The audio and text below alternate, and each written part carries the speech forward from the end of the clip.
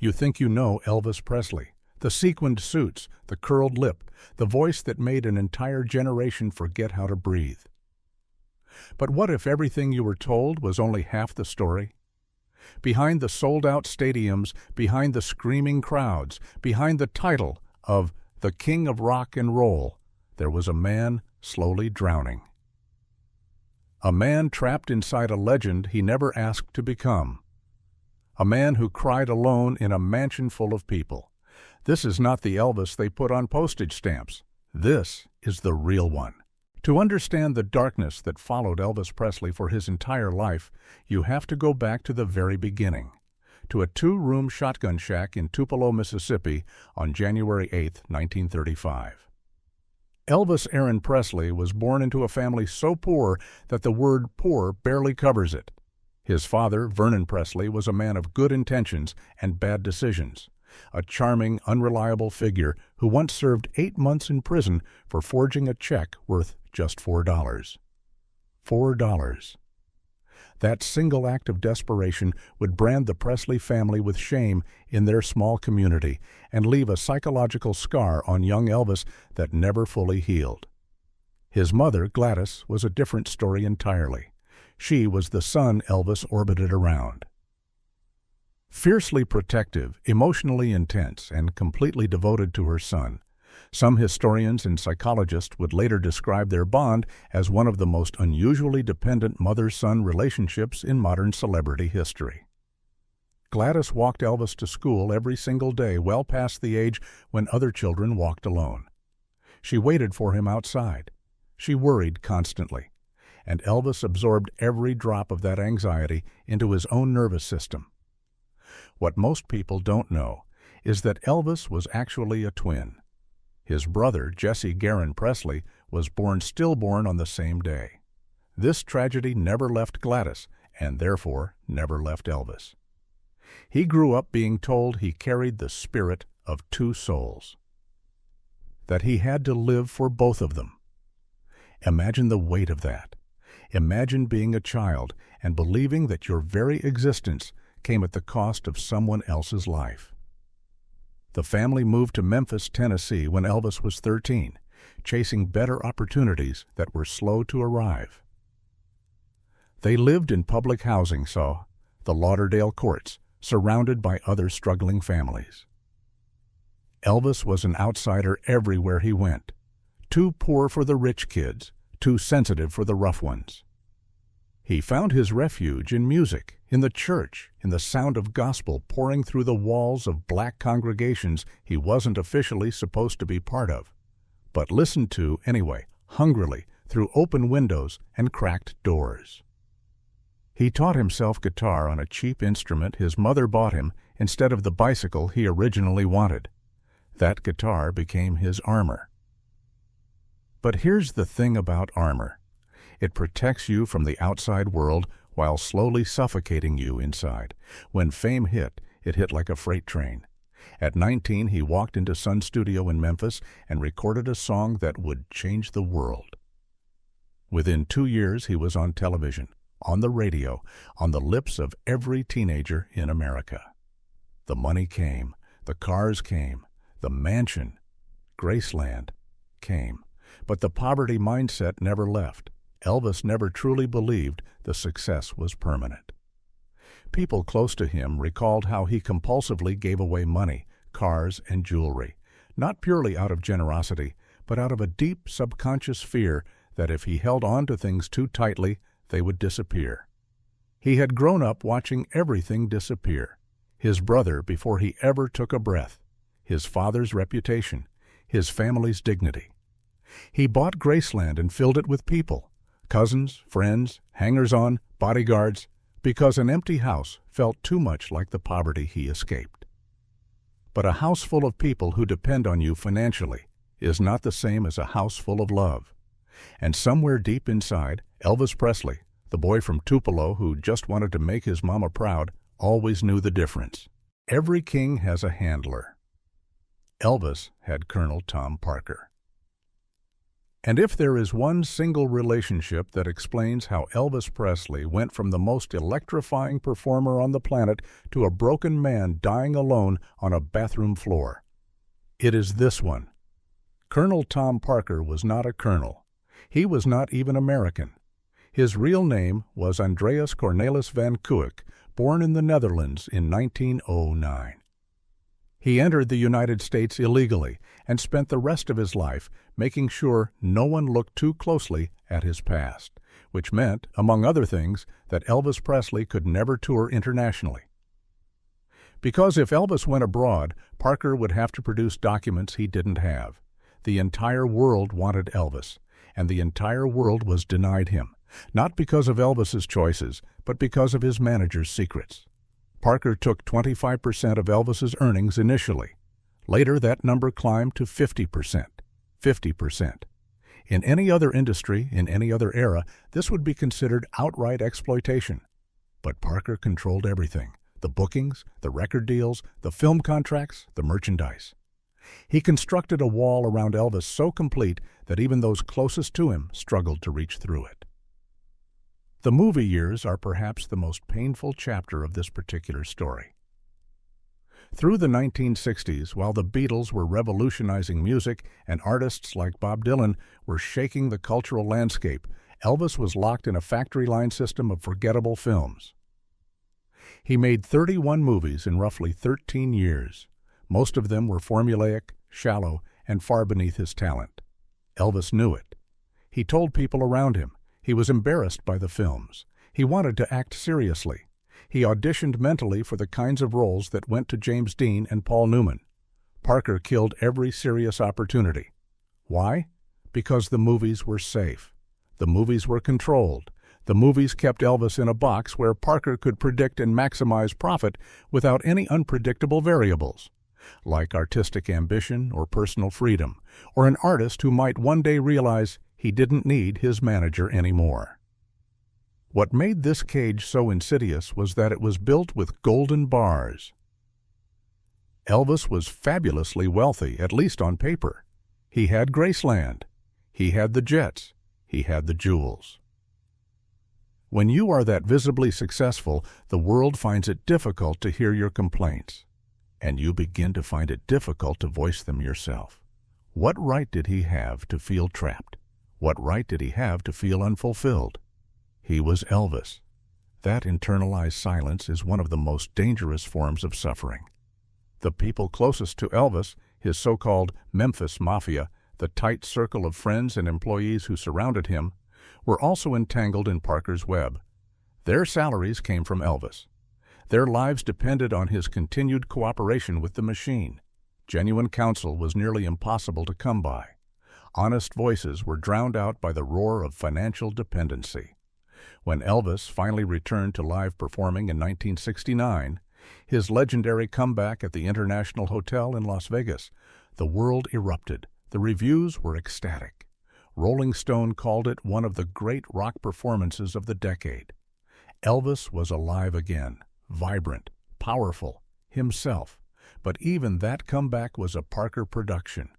Vegas residencies, controlled environments, no world tours, no evolution, no artistic freedom. The cage had just been redecorated. Elvis performed in Vegas so many times that the city became associated with a bloated, jumpsuited caricature of him. And that caricature began to eat the real man alive. By the early 1970s, the light in his eyes had already started to dim. People loved to tell the story of Elvis and Priscilla as a fairy tale, a beautiful young woman, a global superstar, a romance that crossed continents. The truth is considerably more complicated and considerably more heartbreaking. Elvis met Priscilla Beaulieu in 1959 in Bad Nauheim, Germany, while he was serving in the U.S. Army. She was 14 years old. He was 24. Even by the standards of the era, the relationship raised eyebrows. But Parker and the Elvis machine managed the narrative carefully, and the world largely looked away.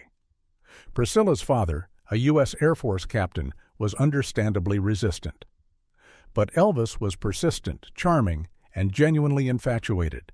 He eventually convinced her parents to allow her to move to Memphis, where she lived at Graceland, attended a local Catholic school, and existed inside the bubble Elvis had constructed, a bubble she had no frame of reference to question because she had never known anything else. What is rarely discussed is the psychological complexity of a young woman who essentially grew up inside the Elvis myth. Priscilla was molded, shaped, and directed. Elvis told her how to wear her hair. That towering black beehive became almost a costume. He told her how to dress. He had specific emotional expectations she was required to meet, and she, being young and deeply in love, tried her best to become whoever he needed her to be. They married in 1967. Their daughter, Lisa Marie, was born exactly 9 months later in 1968, and almost immediately after the birth, a fact Priscilla would later speak about with raw honesty, Elvis's physical interest in her evaporated. He reportedly told people privately that he could not see the mother of his child in a romantic way.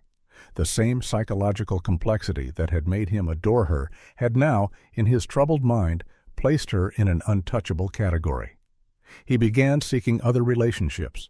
Priscilla, isolated and invisible inside the golden cage of Graceland, began to rebuild herself. She took karate lessons. She found her own identity. And in 1972, she told Elvis she was leaving him for her karate instructor, Mike Stone. The effect on Elvis was catastrophic. He had been unfaithful. He had been emotionally unavailable.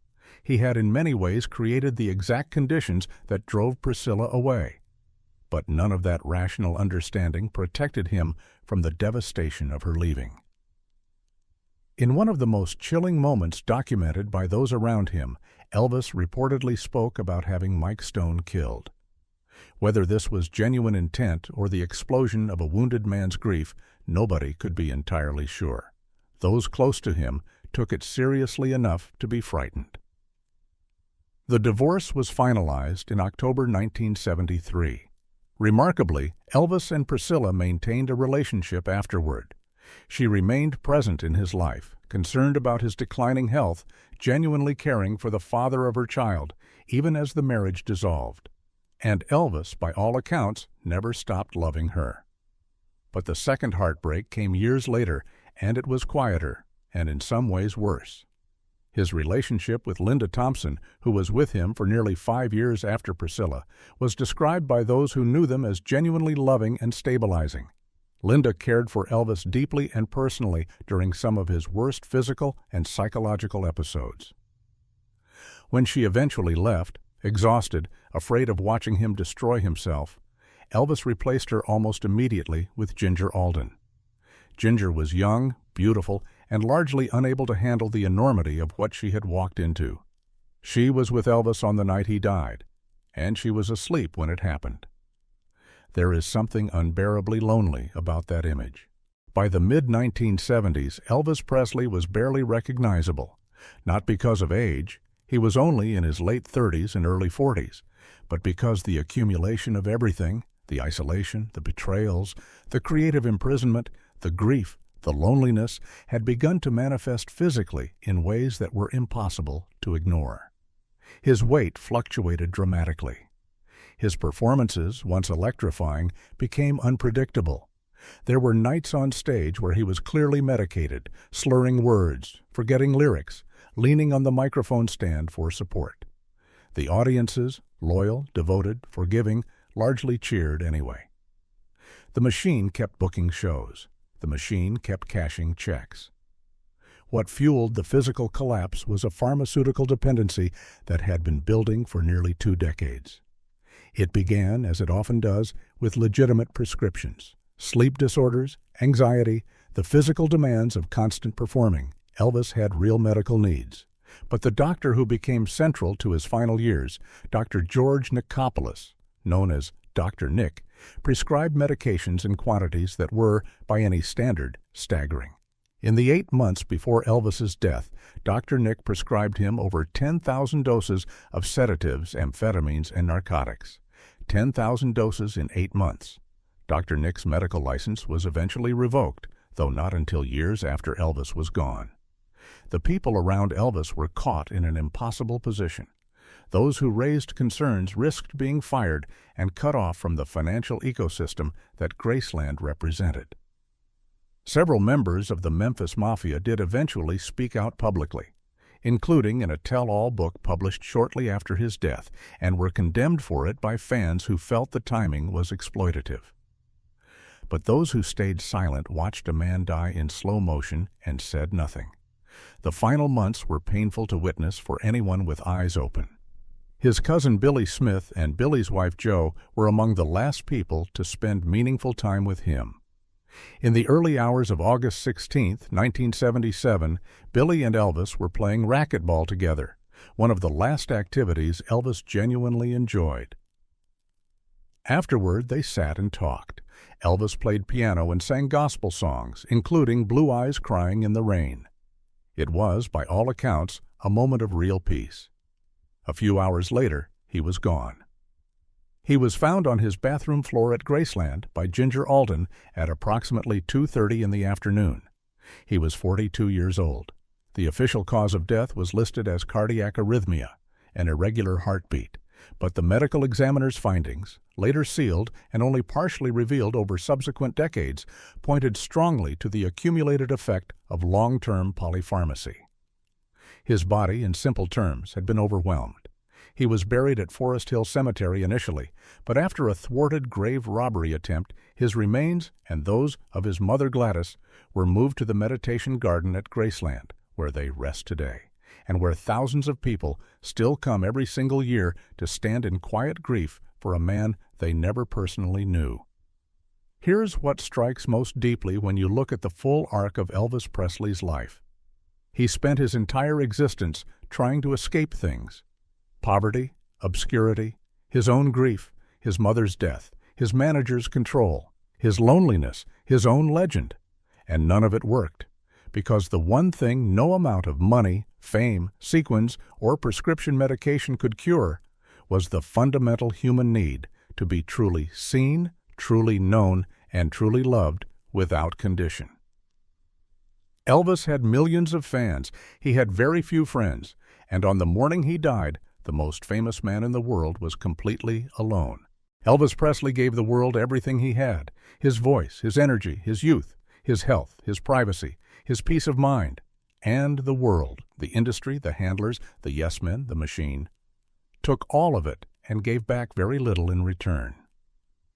His story is not just a music story, it is a human story. A story about what happens when extraordinary talent meets systematic exploitation, emotional isolation, and a society that prefers its icons shining and silent. The king deserved better.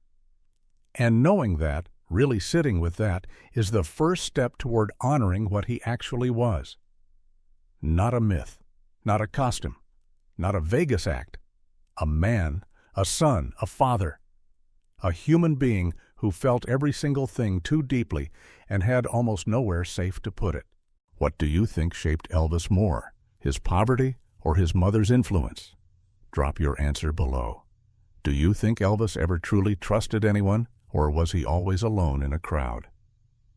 Tell us below. Who do you think was the true love of Elvis's life? Priscilla, Linda, or someone else entirely? Comment below. Did this change how you see Elvis? What part of his story hit you the hardest? Let us know in the comments. If this story moved you, share it with someone who loves Elvis, or someone who thinks they know his whole story. And tell us in the comments, what's the one fact here that surprised you the most? Because the real Elvis deserves to be remembered, not the legend, the man.